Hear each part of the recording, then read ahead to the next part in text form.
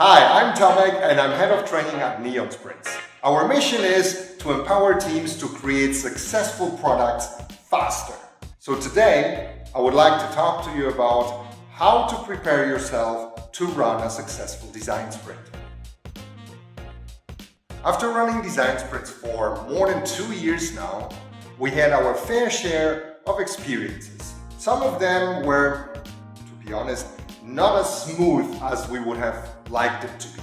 Now, when we look back at all of those sprints, we now know that we were sometimes not really prepared well enough.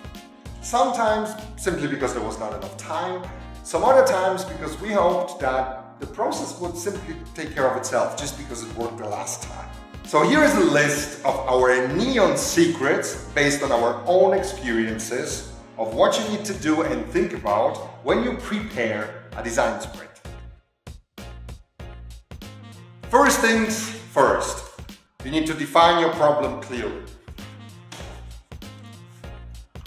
Second thing, stick to the roles of design sprint. There are reasons that they are defined the way they are. Onboard your team and your decider up front. Research for exercises. Find the right experts. And get the logistics out of your way. Here we have an empty one. Well, next time maybe. Okay, let's go. The first secret is to clearly define your sprint challenge. Empowering design sprint teams is our daily business. In 8 out of 10 cases, if they struggle with something, it is due to the fact that they have not clearly defined the problem or the challenge that they're going to work with in the sprint. Common mistakes when defining your sprint challenge up front are, for instance, putting the actual solution already in the challenge. For instance, optimizing the search option on a website by installing a search bar. Way too narrow, way too small. Now, the other thing, being way too abstract with your challenge. For instance, by saying something like, defining an MVP that pays into our company's long-term goals. Well, then you can do basically anything in the sprint and everybody will be lost in the beginning. Lastly, forgetting the why of the actual sprint challenge. For instance, doing something like, defining the way our salespeople will work in the future. But for what, or why, or to achieve what? That's something that's missing. It needs to be there. Think about the following points when you define your sprint challenge. The challenge is something real that the team needs to deliver. It is stated in an inspiring way. It is something to strive for. It's clear and concise. It includes a time frame, for instance, next quarter and 3 years from now, your goal, your user type, and the desired platform. It gives you a clear direction for everything that is going to follow. Picking the right team, preparing the research, or defining the right experts. 3 things that you need to think about that are the most common mistakes are. That is a problem, and it's way too narrow. Second thing, being way too abstract. That makes people feel lost on the first day.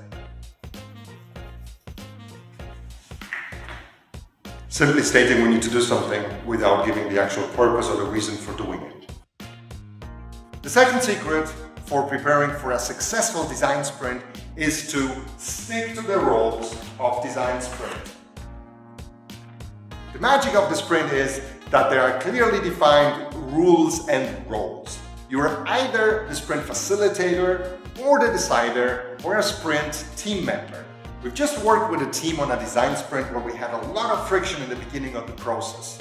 It was due to the fact that there was one team member who acted as a product owner, so de facto a decider, partly as a facilitator and also as a team member delivering input.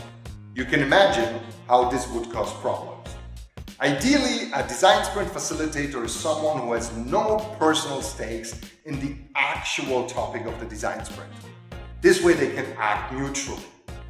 If you have multiple design sprint facilitators in your company, you should pick one from a different team, which makes things easier for you. The decider is ideally someone who will also be responsible for the project after the sprint. She or he defines the sprint challenge and empowers the team throughout the sprint by making fast, goal-oriented decisions. The design sprint team member, or a sprinter, as we sometimes also call them, is contributing to the sprint through thoughts, ideas, and input for decision making. That's it. The clear definition of roles and process in the design sprint frees you to focus on the actual challenge at hand. You shouldn't start a design sprint if you're not very clear on the roles and the process. Otherwise, it is very likely that it's not going to be a productive or fun week. Stick to the roles. Key role is second one. Third one. Multiple ones. If you're interested in the topic of successful teams in general, talking about the roles and how to deal with them, check out our video on successful teams on our YouTube channel. The third secret for preparing a successful design sprint is to onboard the team and decider upfront. That's the wrong page. A lot of people, when they hear of design sprints, think of agile sprints. Some others think that they have to be a designer to actually participate in a design sprint because of the name. And then there are other people that are generally simply reluctant because it's a new method, so they act like this. Now, when we started with design sprints, we haven't really thought much about this because we were so excited about the method. For you, it means that the best case scenario could be that you will have some people a little bit reserved and reluctant and maybe just participating very slowly in the exercises in the sprint. The worst case scenario that you could have is that from the very beginning you end up with a lot of tension in the room, big discussions and friction because people had completely different expectations of what's going to happen in the room. Our clear recommendation is that you onboard your participants before the sprint. The least you should do is send out a well-structured email in advance to everybody who's going to join the sprint. In that email, when we send it out, we share a 90-second video introduction to what is a design sprint in the first place and outline the major points of what's going to happen in that week. Even if you have people in your team that actually say that they know what a design sprint is, because maybe they read the book or looked at some YouTube videos, you can be sure that they will not have the entire picture. This is why we strongly recommend, if you can arrange for it, to have a kickoff meeting of roughly 30 minutes a week before the sprint.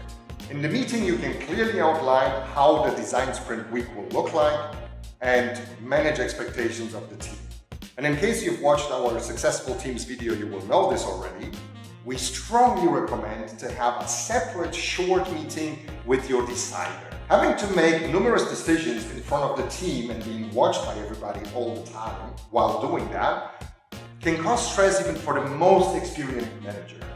Having this onboarding meeting with them up front is a very easy and a very effective fix, and you should definitely do it. So the first thing was to do this, but don't send them a letter.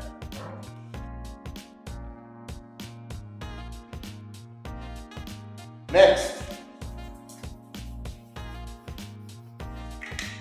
team kickoff.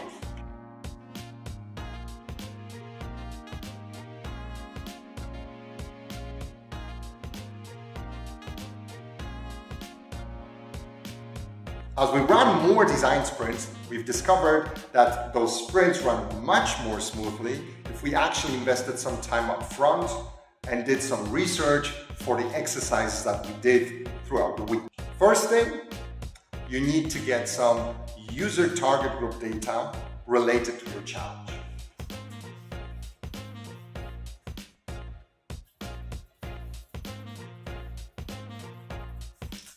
Second thing was to prepare your customer map before you actually go into the sprint.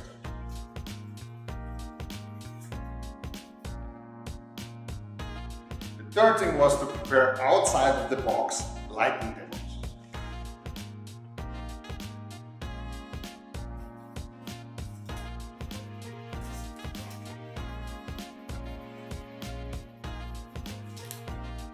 Ta-da! All of this is not meant to actually direct your team in a particular way. It is more setting the frame and making sure that you're on the right path from the beginning for a successful sprint, and you don't lose time on pointless discussions at the start. The next secret I would like to talk to you about is to find the right experts. This is something that we actually asked about quite frequently. And people want to know, how do I get the right experts into my design sprint? It is actually way less complicated than you would think. Basically, this is a great opportunity to get a wide view from different perspectives.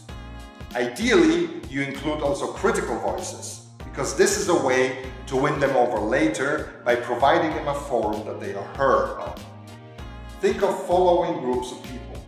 Someone who works with a target audience or your users and knows them and their problems or wishes best, like customer service or sales. Someone who solved or tried to solve similar problems in the past. Stakeholders who are for or against or skeptical of this project. Departments who will be involved in the project's future. Legal or science experts who can tell us what to consider or avoid. People who can help you close a research gap which you can't fill yourself. And finally, end users and or critical users of a product. Our final secret for this time is to get the logistics out of your way. It means for you, the less you have to take care of logistical arrangements on the actual sprint days, the easier it is for you to actually follow the process and focus on the task at hand. If you're interested in hearing more about this, do check out our Successful Teams video on our YouTube channel. The key points, in a nutshell, that you should focus on are: check your tag, check your tag, check your tag. Check it before you actually start. Work through your material checklist and make sure that you have all your pens, your post-its, your whiteboards and flip charts in the room. There's nothing worse that stresses you out more than if you enter the room for your design sprint and you realize that some of the essential elements are missing because somebody over the weekend just moved it out of the room because they needed it somewhere else for something else. It did happen in the past. Set up your room the day before and do it in a way that it supports what you actually want to achieve with the people. If you want to engage everyone and make sure that they have direct access both to you, to your whiteboards, to your flip charts and everything else in the room, then make sure that you don't have a U-shaped conference room, because that is not going to work.